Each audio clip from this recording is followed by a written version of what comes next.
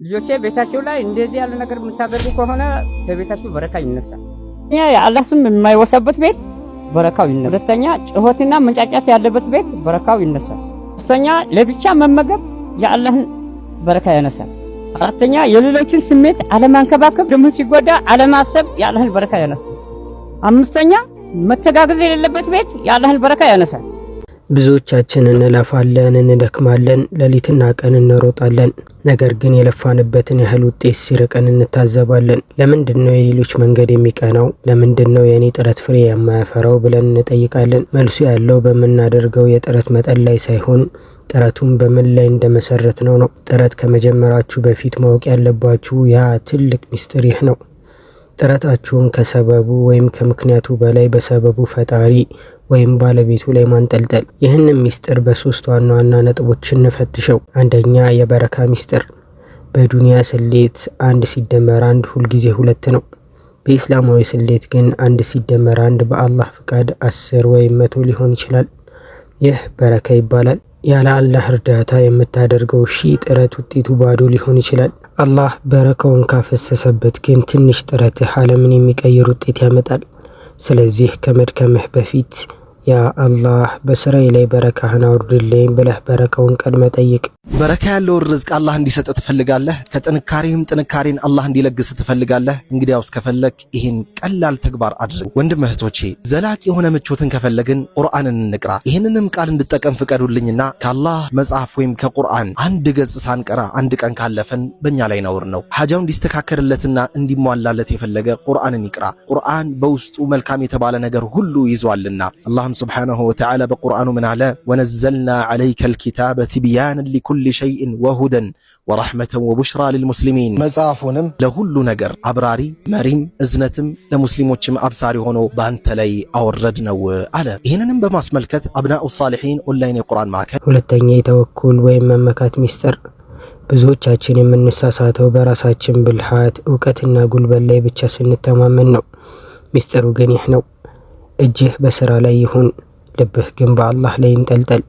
ነቢዩ ሰለላሁ ዐለይሂ ወሰለም እንዲህ ብለዋል፣ በአላህ ላይ የሚገባው መመካት ብትመኩ ኖሮ ወፍ ጠዋት ሆዷ ባዶ ሆና ወጥታ ማታ ሆዷ ሞልቶ እንደሚመለስ ሁሉ እናንተም በረዘቃችሁ ነበር። ወፏ ጥረት አላቆመችም፣ በረረች። ነገር ግን የምትመካው በክንፎቿ ሳይሆን በፈጣሪዋ ነው። በአላህ መመካት የሚባለውን ነገር አስተምሯቸው። ገና ከቤት ስትወጣ ተወኩል እኮ ቢስሚላህ ተወከልቱ ዐለላህ ወላ ሐውለ ወላ ቁወተ ኢላ ቢላህ። በአላህ ተመክተው ውጣ ከቤትም። ይህም ብለህ ስትወጣ ጂኒ አንተን ሊለክፍ ይመጣ ካለ ጂኒው ለጂኒ ይለዋል አሉ ነብዩ ሰለላሁ ዐለይሂ ወሰለም። ይህ ሰው እኮ የተጠበቀ የተመራ ከዚህ ሰው ምን ጉዳይ አለ ነው። ሱብሃንአላህ። ቤት ስገባም ያው ነው። ቢስሚላህ ወለጅና ወቢስሚላህ ኸረጅና ወዐላ ረቢና ተወከልና፣ በአላህ ስም ወጣን፣ በአላህ ስም ገባን፣ በጌታችንም ተመካን ብለህ አሰላሙ አለይኩም ብለህ ስገባ ጂኒዎች ይነጋገራሉ። ማደሪያ አጣን፣ እስቲ ራት እንጠባበቅ ይላሉ። ራት ላይ ቢስሚላህ ስትል ማደራም የለም ራትም የለም፣ ውልቅ ብለው ይወጣሉ። ቤቱ ረሕመት ይዘንብበታል፣ ሰላም። አለዛስ በንግድ በምናምን ትንሽ የሆነ ነገር ስትበሳጭ በአላህ መመካት የለም ዚክሩም የለም። ቤቱን በርግድ አድርገህ ስገባ አብሮ ይገባሉ፣ ሚገባል አብሮ ሚከተል። ከዛስ ቤተሰቦችን ታውካቸዋለህ፣ ትረብሻቸዋለህ። በንግድ የተለያየ ነገር የገጠመን ወንድሞች ካለ መጀመሪያ ቤት አንግባ። ከመግሪብ እስከ ኢሻ መስጊድ ተቀመጥ፣ ዚክር ዱዓ አድርግ፣ ስገድ፣ ዳዕዋ ካለ አዳምጥ፣ ዒልም ካለ ተማር፣ ራስን አረጋግተህ ምን ብለህ ከዛ በኋላ ከኢሻ በኋላ በሰላም ግባ። ምንም ማውቁት ቤተሰቦች ላይ የቀን እልህን ነጋዴው በንግድ ላይ የተበሳጨውን እነሱ ላይ አታራክፍባቸው፣ እነሱ ላይ ቀዳ አታውጣባቸው። ዚክር አድርገህ ምን ብለህ ግባ። ተወኩል ናም። ትክክለኛ ተወኩል ምንድነው ከተባለ ተወኩል ሰበብ ያስፈልገዋል። ያለ ሰበብ ተወኩል የለም። አላህ ተወኩልን ከሰበብ ጋር አድርጎታል። እውነተኛ ተወኩል ማለት ምን ያስፈልገዋል? ሰበብ ያስፈልገዋል። ነገር ግን በሰበቡ አይደለም የምንደገፈው። በማን ነው? በአላህ ነው። ለምሳሌ አንድ ሰው ታመመ፣ ሐኪም ቤት ሄደ። ሐኪም ቤት የሚሄደው ሰበብ ነው አይደለም? የሚያድነው ማን ነው? አላህ። ለዚህ ምሳሌ ላምጣላችሁ። እንደ ነብዩ ሰለላሁ ዐለይሂ ወሰለም በአላህ የሚመካ አለ? ማንም የለም። ነገር ግን እስቲ ወደ መዲና ሲሄዱ የሁድ ጦርነት ላይ ሲገቡ ዘመቻ ላይ ላለፈው ነቢ ሙሳ አንዴ ሆዳቸውን በጣም ይቆርጣቸዋል። ሆዳቸውን ቆረጣቸው። ወደ አላህ ሄዱ። የሁሉ ነገር መፍትሄ እሱ እጅ በሆነው ያ ረቢ ሆዴን ቆረጠኝ ምን ላድርግ አላቸው። አላህ Subhanahu Wa Ta'ala ያ ሙሳ ሂድና እዚህ ቦታ ላይ የሆነች ቅጠል አለች ቁርጥ ብለህ ይሻላል። ነቢ ሙሳ ሄዱና ሰበቡን አደረሱ። ቆረጡና ሲበሉት ያንን ቅጠል እንዳለው አላህ Subhanahu Wa Ta'ala ተሻላቸው። ሌላ ጊዜ ከብዙ ዘመን በኋላ ይሄ በሽታ ዞሮ ተነሳባቸው። ሮጡና ያችን ቅጠል ደው ቆርጠው ያቺ ቅጠል ለምታድነኝ ብለው ቆርጠው ሲበሉት ያ በሽታ ጨመረባቸው። ወደ አላህ Subhanahu Wa Ta'ala እጃቸው ወርስ ያ ረቢ ካሁን በፊት ሆዴን ቆርጦኛም ምድንበት ስለ ያችን ቅጠል ብላ ብለኝ በልቼ ተሽሎኝ ነበር። አሁን ያው በሽታ ሞኝ ያችን ቅጠል ዙሬ ሰበላት በሽታው ባሰብኝ ጌታዬ እንዴት ነው አሉ።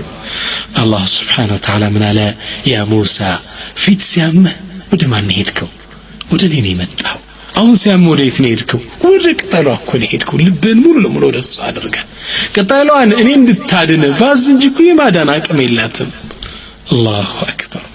ስለዚህ ሰበቦች የማዳን አቅም የላቸው። ማጋን የምንወክል አላህ ጋር ግን ሰበብ አድርሶ አላህ Subhanahu Wa Ta'ala ብሎናል። ሰበብ ላይ መደገፍ ሰበብ ላይ መመካት ጥፋት ውድቀት ነው። በጣም የሚገርማችሁ ሙእሚኖቹ መካን ከፍተው ካሸነፉ በኋላ ለመጀመሪያ ያደረጉት ጦርነት ሁነይን ይባላል ጦርነቱ። በዚህ የጦርነት ዘመቻ ላይ ሙስሊሞች ከወትሮ በተሻለ መልኩ በቁጥር የበዙበት ወቅት ነው። በጣም በስተው ወደ 12 መካን የከፈቱት 10000 ዘይሰለሙ ወደ 12000 አካባቢ ነው የዘመተው። ያኔ የተወሰኑ ኢማናቸው ደከም ያሉ ሰሃቦች ምን አሉ? نحن لا نغلب اليوم من كل اهل ዛሬስ ብዙነን የሚያሸንፈን የለም ይያሉ በውስጣቸው በብዛታቸው ተመክተው ሄዱ። አላህ Subhanahu Wa Ta'ala እንግዳ መብዛታችሁ ነው የሚያዋጣችሁ አለና አላህ Subhanahu Wa Ta'ala ካፊሮቹ ከቀይ ከግራ በወንጭፍ እንዲያጠልፏቸው አደረገ። ከቀይ ከግራ ሱሐባው እንዳለ ሸሽቶ ሮጠ። ነብዩና የተወሰኑት ብቻ ነው የቀሩ። ነብዩ ሰለላሁ ዐለይሂ ወሰለም ግን እንዴት ትሸሻል? የት ነው የምትሄዱት? እሳቸው ጀግና ነበሩ ሰለላሁ ዐለይሂ ወሰለም። እነ ነብዩ ላ ከذب እነ ኢብኑ አብዱል ሙጠሊብ ያሉ ነበር የገሰገሱት ጦሩ እየተወረወረባቸው ፊት ለፊት ሰለላሁ ዐለይሂ ወሰለም። አላህ Subhanahu Wa Ta'ala ታሪኩን ይህን ታሪክ ሲገልጽ ምን አለ? ወየውመ ሁነይን የሁነይን ወቅት ላይ የሰሩትን ጥፋት ኢዝ አዕጀበትኩም ከስረቱኩም ብዛታችሁ አስገረማችሁ። ፈለም ተግኒ ዐንኩም ሸይአ ብዛታችሁ አልጠቀማችሁ። እኔን ከተዋችሁ ብዛት ምን ይጠቅማችኋል? ወዳቀት ዐለይኩም አልአርዱ ቢማ ረሑበት መሬት በስፋቷ ጠበበችባችሁ። ثم ወለይቱም ሙድቢሪን ዙራችሁ ሩጫችሁን ሄዳችኋል። አላህ Subhanahu Wa Ta'ala ሰበብ ላይ መደገፍ ውድቀት ነው። ግን አላህ Subhanahu Wa Ta'ala አልተዋቸውም። ወለቀድ ነሰረኩም አላህ في مواطن كثيرة ብዙ ቦታ ረድቷችኋል። በተለይ ሁነይን እንዲኮራችሁባት ቀን በብዛታችሁ ያን የመረጣችኋለሁ ብሎ ረድቻችኋለሁ ብሎ ቁርአን ላይ ይህን ክስተት ገለጸና ኢንሻአላህ ሰበብ ላይ መደገፍ ውድቀት ነው። ሰበብ ማድረስ አለብን ታዘናል። ሰበብ ላይ መደገፍ ደግሞ ጥፋት ነው። ሰበብ ያልሆነ ነገር ላይ መደገፍ ደግሞ አضل ሰቢላ መድኃኒት ሰበብ ነው። ሰበብ ያልሆነ እንጨቱ ድንጋዩ ላይ የሚደገፍስ ይሄ ደግሞ ከመስመር የወጣ ነው። የተሳሳተ ግንዛቤ ነው። ኢዘን አንተ ሰበብ አድርሰህ ከዛ ውጭ ያለውን ነገር አላህ ኃላፊነቱን ወስዶልሃል። አትጨነቅ። አንተ የምትችለውን ጫፍ አድርስ። እንደ መሪም አለይሂ ሰላም ነካ አድርገው አላህ ይደርስልሃል። የምትችለውን ኃይል ሂድ አላህ ለለ ما تعجز عنه الاسباب تكمله القدرة للمتوكل ሰበቡን ካደረስክ በኋላ አላህ Subhanahu Wa Ta'ala አለለ فهذا نوح عليه السلام نوح عليه السلام ህዝቦቻቸውን 950 ዓመት ለ1050 ዓመት እስኪቀረው ድረስ ተጣሩ። ዳዕዋ አደረጉ። በቀንም በሌትም በብቻም በሚስጥርም እየጮሁም ቀስም ብለው ህዝባቸውን ጠሩ። ሊሰማቸው አልቻለም። ህዝቡ ተቆጡ። 950 ዓመት ዳዕዋ አድርጋ አልሰማም። አላህን ዱዓ አደረጉ። من قالوا ربي لا تذر على الأرض من الكافرين ديارا جيتي مريت ليك كافر نواريوش اندات تاسكر اندال لا تفاتشوال قلي لي تفادل الله ميساچون دعا استجابة درجة من አላቸው ግን እንደዚህ ዝም ብለ አንድ ቦታ ቆም አላለም። ሰበብ አድርስ አላቸው። واصنع الفلك بأعيننا ووحينا فلك مركب አንተና ህዝቦች የምትድኑበት ተሳፍራችሁ መርከብ ስራ አላቸው። ሱብሃንአላህ ነብዩላህ ኑህ አለይሂ ሰላም እቺ መርከብ ሰሩት።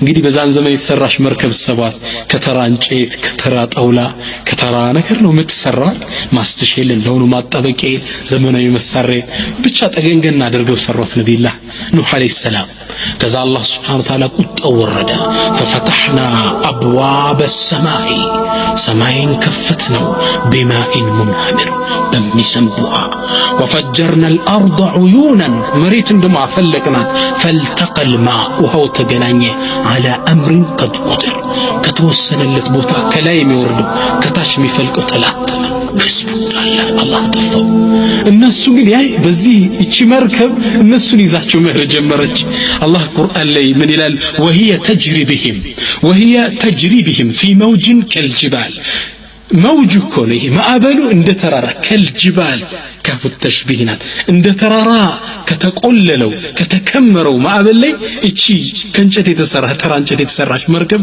ይዛቸው ተሄድ ነበር አላሁ አክበር ይግድ ሰበብ መድረስ አለበት እቺ ከተራ እንጨት የተሰራች መርከብ ምታድንኩን አይደለም ሰበብ መድረስ አለበት እሺ ሰበብ ማድረስ አለብን አርኪኦሎጂስቶች የቅሬታ አካል ተመራማሪዎች በዘመናችን የኖህን መርከብ አገኘናት ይላሉ ቅሬታ አካል ተመራማሪዎች ሲያጠኑ የኖህን መርከብ ያኔ ዳነባትን አግኝተናታል ይላሉ አርኪኦሎጂስቶች ምን አቅም ኑራት ነው ያንን እንደ ተራራ የተቆለለ ማዕበል ብዙ ሰው ይዛ ከሰባ ምናምን በላይ ህዝብ ይዛ ምትንቀሳቀሰው ሰበብ አደረሱ አላህ Subhanahu Wa Ta'ala ሌላውን ነገር የሱ ኃላፊነት ነው ሶስተኛ የንያ ወይም ሐሳብ ሚስጥር የምትደክምለት ዓላማ ምንድነው ለዝና ለሰዎችን ለማስደነቅ ወይስ ሐላል ሲሳይን አግኝተህ ራስህንና ቤተሰብህን ለመርዳትና ለአላህ ዲን አስተዋጽኦ ለማድረግ ጥረትህ ስኬታማ እንዲሆን ንያህን አስተካክል ለዱንያ ብቻ የለፋ ዱንያን ላይ ያገኛት ይችላል ለአላህ ብሎ የለፋ ግን ዱንያም አኺራም በደጃፉ ይንበረከኩለታል ከእንግዲህ ምን ይደረግ ከዛሬ ጀምሮ ማንኛውንም ስራ ጥናት ንግድ ስራ ከመጀመራችሁ በፊት እነዚህን 3 ነገሮች አድርጉ አንደኛ ዱዓ አድርጉ ያ አላህ ይህ ስራዬ አንተን የሚያስደስትና ለኔም ለዲኔም ጠቃሚ እንዲሆን አድርግልኝ በሉ ሁለተኛ በአላህ ተመኩ ውጤቱ ያለው ባንተ እጅ ነው እኔ ግን የታዘዝኩትን ጥረት አደርጋለሁ ብላችሁ ልባችሁን አሳርፉ ሶስተኛ በሐላል መንገድ ብቻ ተጓዙ አቋራጭና ሐራም መንገድ በረካን ያጠፋሉ በአላህ መንገድ ላይ ሆናችሁ አላህን እርዳታ ጠይቁት ያለ አላህ እገዛ የምታደርገው ጥረት ሁሉ ዝንብ እንደሚያዝ ድካም ብቻ ነው ይህንን የአላህን እርዳታ የመጠየቅ ሚስጥር ከያዛችሁ ግን ተራራው ሜዳ ይሆንላችኋል የጠበበው ይከፈትላችኋል ስለዚህ አላህን ሳትይዙ ሌላ ጥረት እንዳታደርጉ እሱ ካለ ሁሉም አለ